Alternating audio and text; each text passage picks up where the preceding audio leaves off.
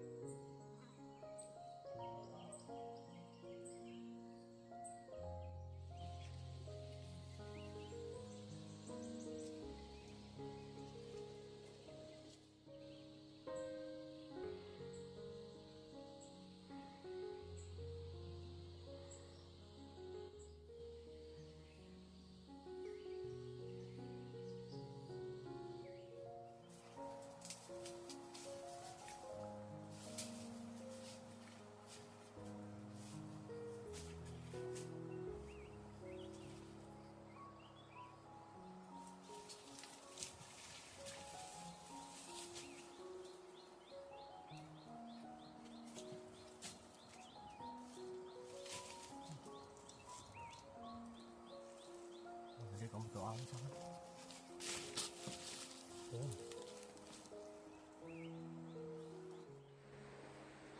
Ôi đây đúng là tổ ong khóa rồi. Mình sẽ tìm cách để lấy mật của nó.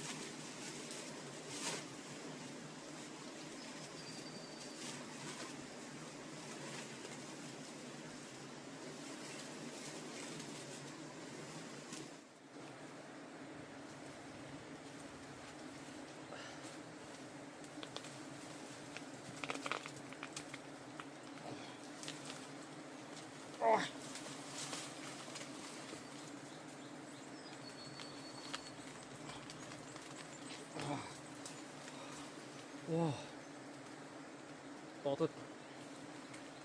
Này không biết lấy kiểu gì nữa. Cái giỏ của mình bé quá.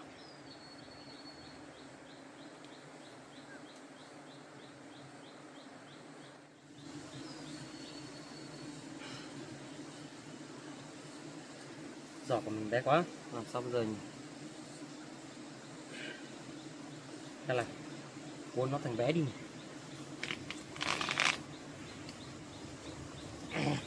Ồ, may quá.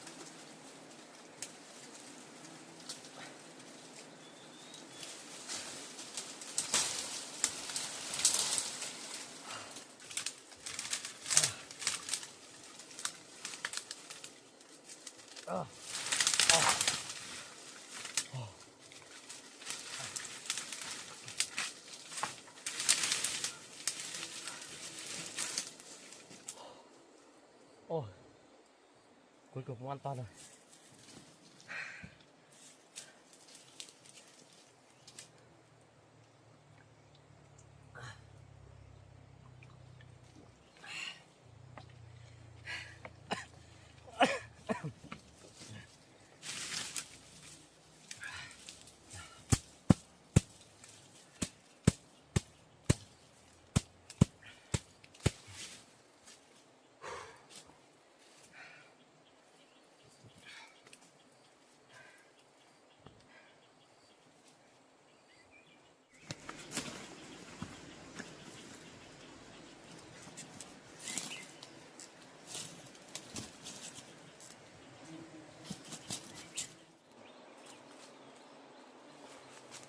Ôi.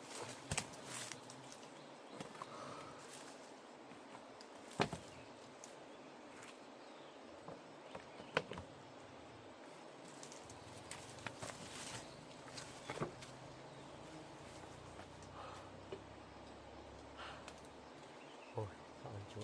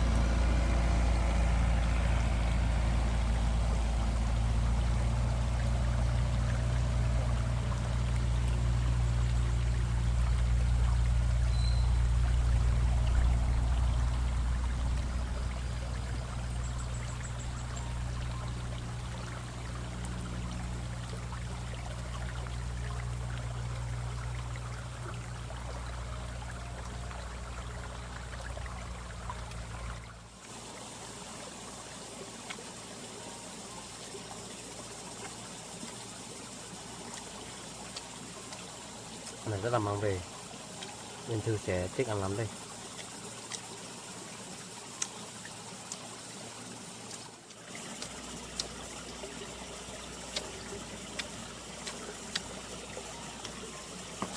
Thế là mình ăn tầm này thôi.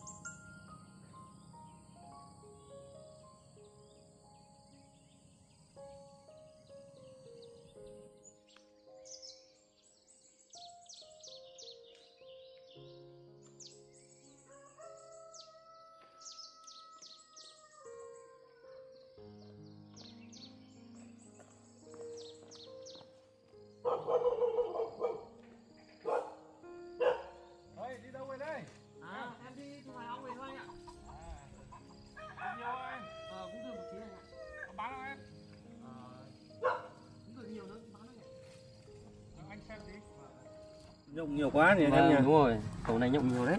Thế cái mật Mật em Ờ. để trong này. Là mình lấy ra để đây, em ở bên kia này.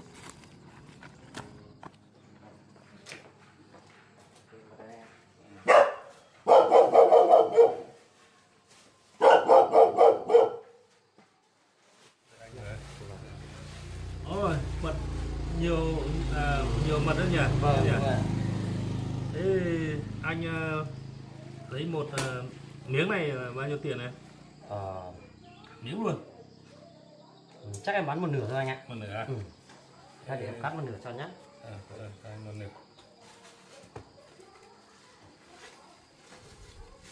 Một nửa bao nhiêu tiền này? Tức là tầm khoảng 200.000 anh ạ. Vâng. Để cho anh 200.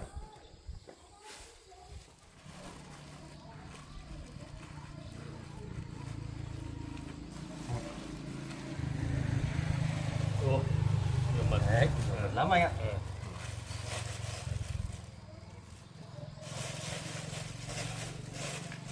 Thật ra em phải mang chỗ này về nhà ăn anh ạ. Đây à? Không bán hết đi. Không anh ạ. Em còn một đứa trẻ con ở nhà nữa còn mang về. Anh gửi tiền này. Vâng, em xin. Cảm ơn anh nhá. Không có gì. Đấy, cho tiếp nhé. Vâng, là sao có em sẽ mang đến. Vâng.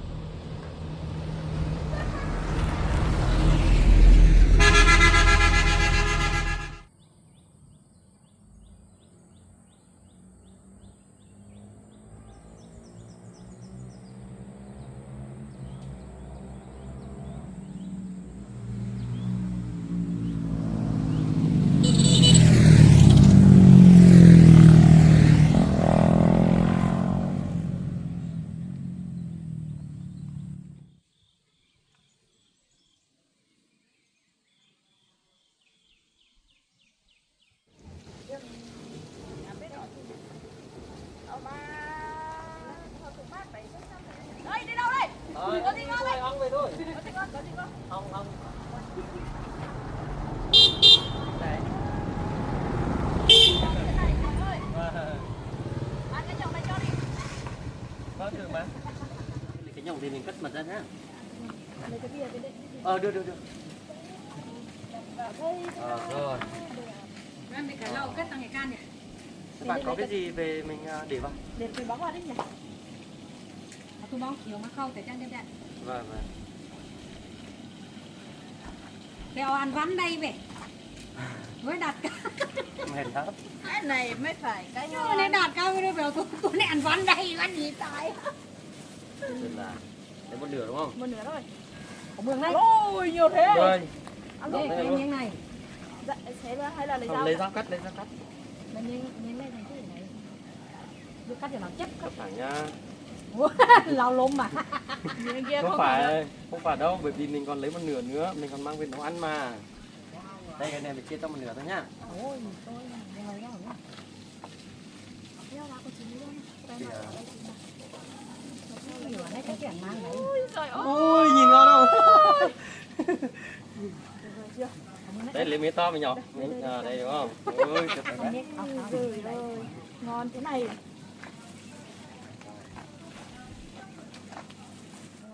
Vâng, có nhé. Lần sau là có lấy về cho ăn tiếp nhá. Rồi. Rất ngon.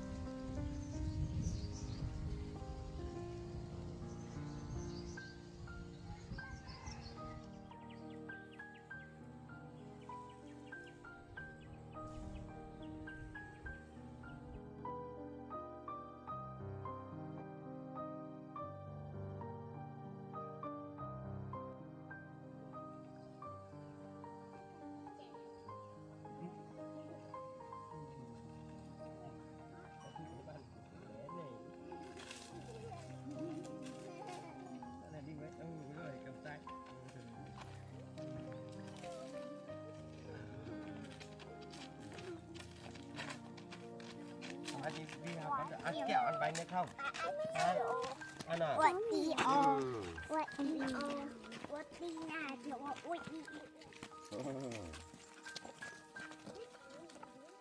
Hôm nay trời nóng lắm nhỉ? Các bạn đi về nhà đúng không? Bye bye các bạn nhá.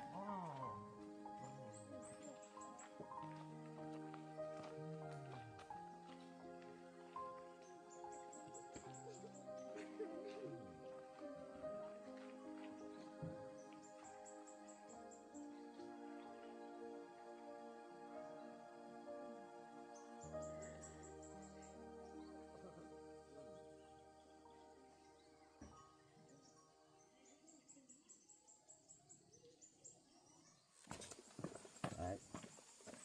Rồi, mặt trời sắp lặn rồi, không ăn ngon. Đấy.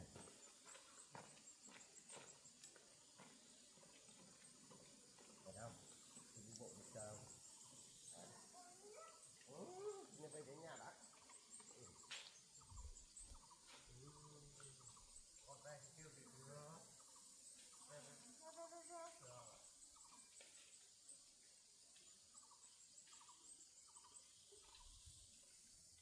Ôi rồi về đến nhà rồi, gọi đi để gọi lại chị xem nào. Uống nước hả? Uống nước đi, về đến nhà uống nhé. Ôi rồi John ta đón kìa. Ôi đi ra đây à. Nào đi thôi.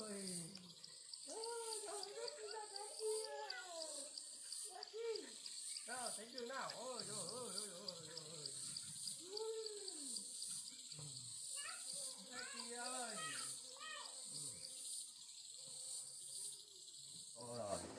nhá. Em về đây uống nước phải không? Uống nước. Đây.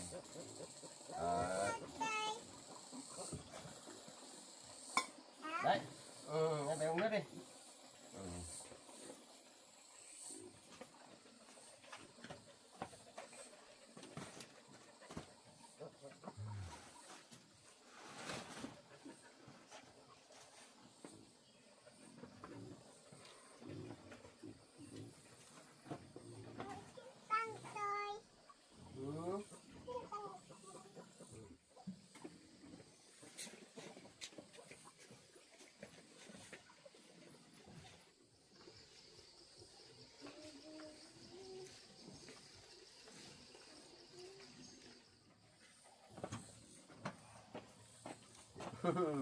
Em bé thích ăn mật ong không? Để xem này. Để bố đi lấy đùi mật ong về nhiều đây này. Cái này còn ngon hơn kẹo đấy. Em thấy ơi. Lần này. Em tôi xem có mật ong ngon đây này. Bố lấy mật ong về cho em tự ăn này. Ôi nhiều mật chưa. Cái này chắc là một lúc nữa bố phải lọc ra rồi mới ăn nhá. Đây. Ngon không? Ngon nhỉ. Đấy tí nữa bố lọc cái này ra. Lọc cái này ra xong là mình ăn cái mật thôi. Cái kia nhiều đây. Này. Đúng rồi. Ôi nhiều mật lắm. Đây. Này sang đây. Rồi để bố lọc đó nhá.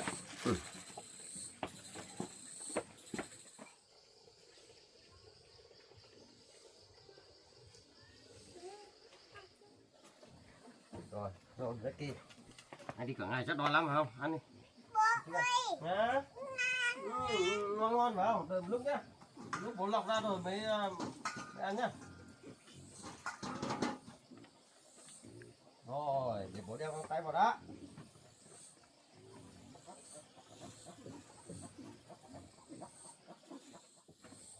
Đây. Bố sẽ lọc vào đây xong rồi tí nữa mình sẽ ăn sau nhá.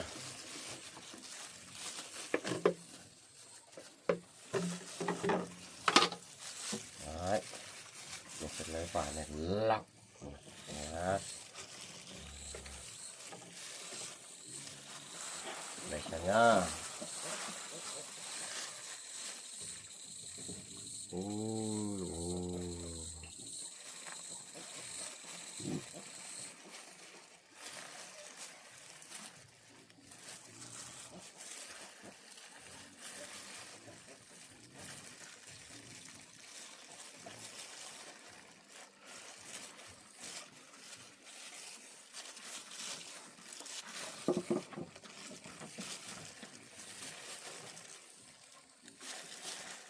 Ôi, một phần là mật, một phần là cái này.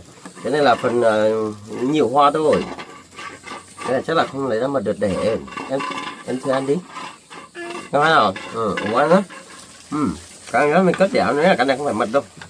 Cái này phần nó lấy nhiều hoa, phấn hoa đâu.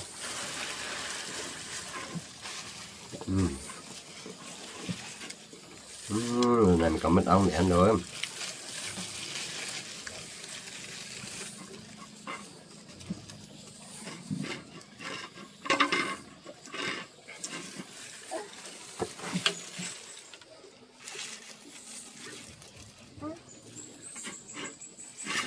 Đấy.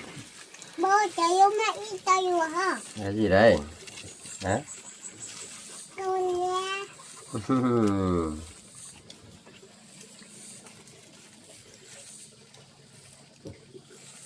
Bố cá tẹt ra. Nhiều mật lắm. Mình phải lọc ra thế này thì mới sạch nhá. Ăn này không bị dính mồm nhá. Được rồi.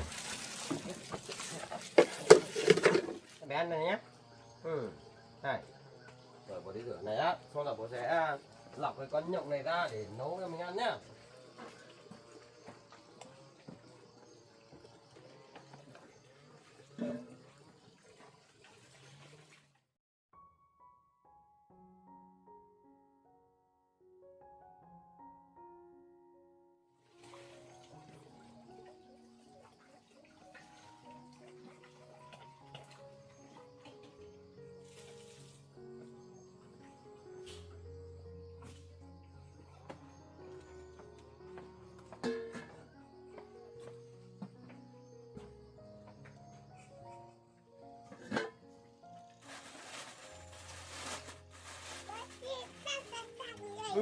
với Thư giỏi. Rửa tay sạch sạch vào. Rồi em bé đi trên đu quay đi nhá. Để bố sẽ lọc cái con nhộng này cho mình ăn nhá.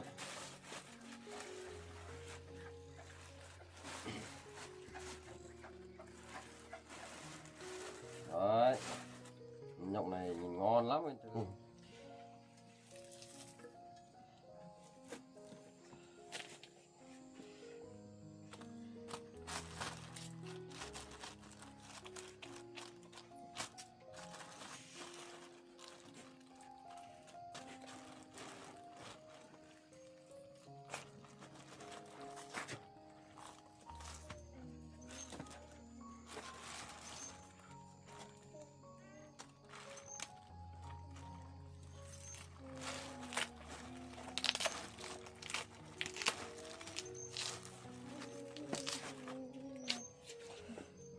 Em bé làm gì đấy? Em bé chơi xích đu hả?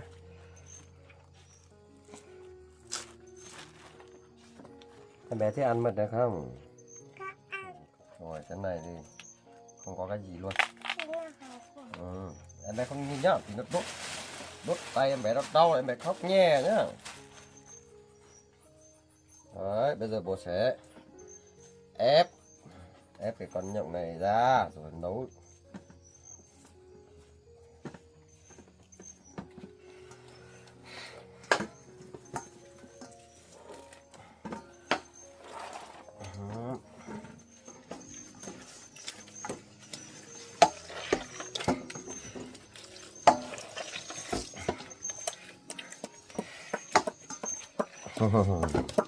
Cái này bố nấu sẽ rất là ngon nhá anh Thư nhá. Bố sẽ nấu được một món rất là ngon luôn. Ngon luôn. Em bé sẽ xích đu đợi bố nhá.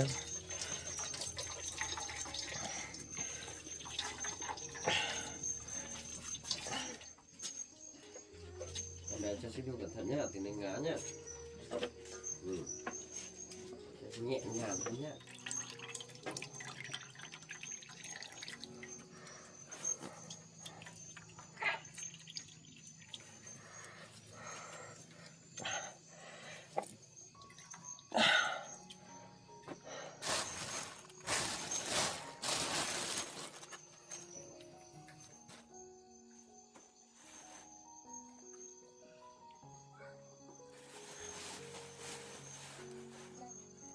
Đây, xong rồi, bố ép xong rồi. Đây, chuẩn bị nấu nhá. Ôi, nó sôi rồi đấy.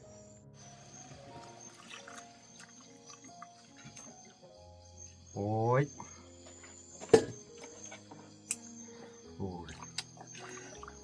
Đấy. Đợi một lúc nữa được ăn ngay nhá, anh Thư nhá.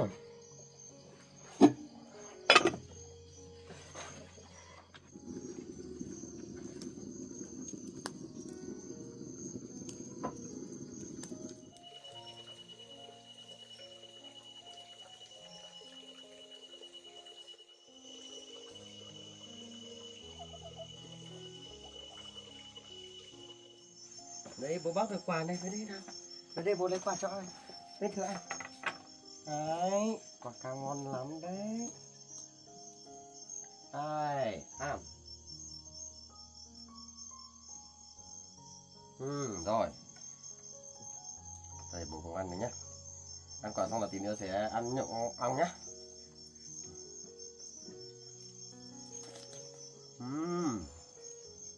Quả cà ngọt nhỉ. Ăn được không? Đây.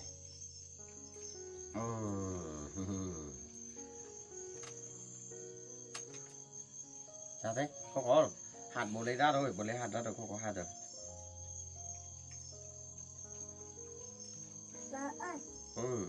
Rồi.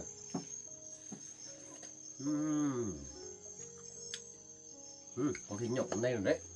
Anh chưa ăn, ở đây ăn quả nhá. Bố đi xem đó.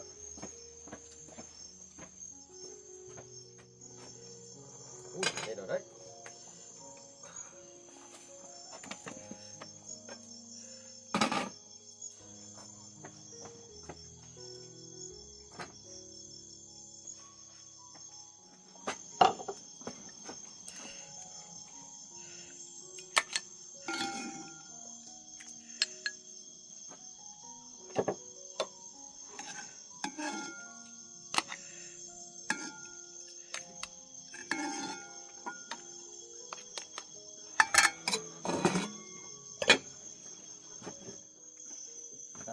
xong rồi bên thứ hai. Xong nhỏ rồi đấy, chuẩn bị ăn thôi. Đi, mình đi rửa tay đã đi. Em phải ăn quả. Sao tay bẩn đấy. Rồi, đi. Đi ăn quả đi ăn. Đi rửa tay đi rửa tay.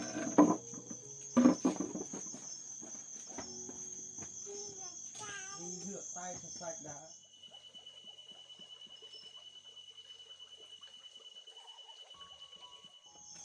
Đấy, rửa tay cho sạch rồi chuẩn bị ăn nha. Đây, ngồi đây. Đấy, trời rồi. Lên lắm à. Nhá. Thổi cho.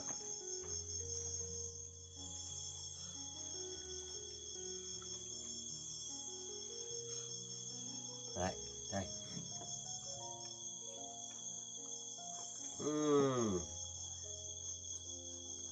Sao, ngon không? Ngon.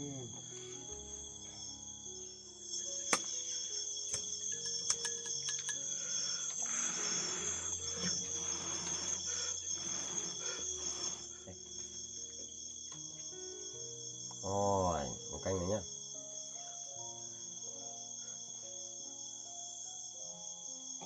Đây.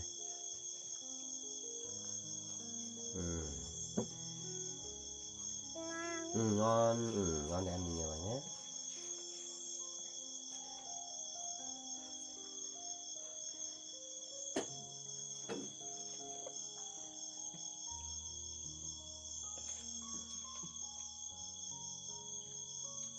Đây. Rồi. Rồi nhá. Con tự ăn nhé. Rồi nhá, để bố ăn đây nhá. Rồi, chắc là ngon lắm đây.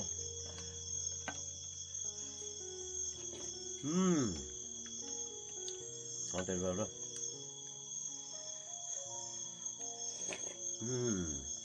Từ nóng nhá.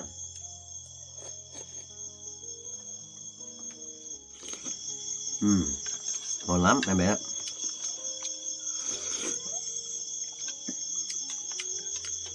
Xem để sang ngày mai chắc là bố ở đây tìm thêm một tổ nữa. Tổ này chắc là có nhiều lắm đấy.